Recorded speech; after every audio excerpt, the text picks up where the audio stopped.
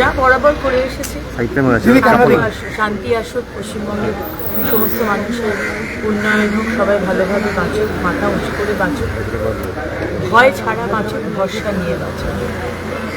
আমাদের মাননীয় প্রধানমন্ত্রী নরেন্দ্র মোদীজি, আমাদের মুখ্যমন্ত্রী সবাই ভালো থাকুক, তাদের মার্গদর্শনে আমরা মানুষের জন্য কাজ করি। আবার বলবো, সেবা করতে এসেছি, শাসন নয়।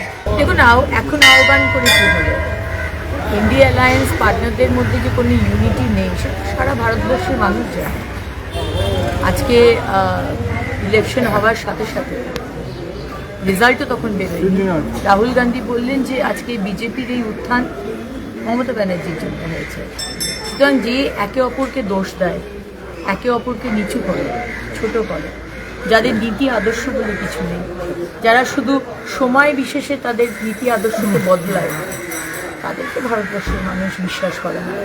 আর মমতা ব্যানার্জি আল্ট্রালেফটদের সমর্থন করবে, এটা আমি তো অবাক হচ্ছি না। যে মমতা ব্যানার্জি বিএসএফকে চটি ঝাঁটা লাঠি মেরে হাতা খুন্তি দিয়ে অ্যাটাক করতে বলে, যে মমতা ব্যানার্জি শেখ শাহজাহানের পাশে দাঁড়ায়, যে মমতা ব্যানার্জি পেহেলগাঁওতে প্রশ্ন করে, আমাদের বালাকোটে প্রশ্ন করে, আমাদের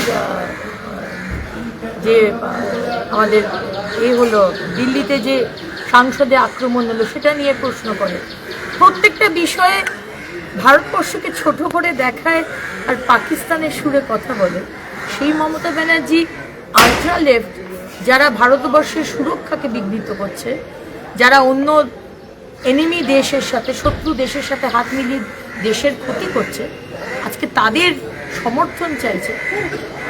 উনি তো দেশপ্রেমী আমি কোনোদিন বলিনি, দেশ বিরোধী বলেছি। মমতা ব্যানার্জি, আপনি দেশ বিরোধী, দেশপ্রেমী।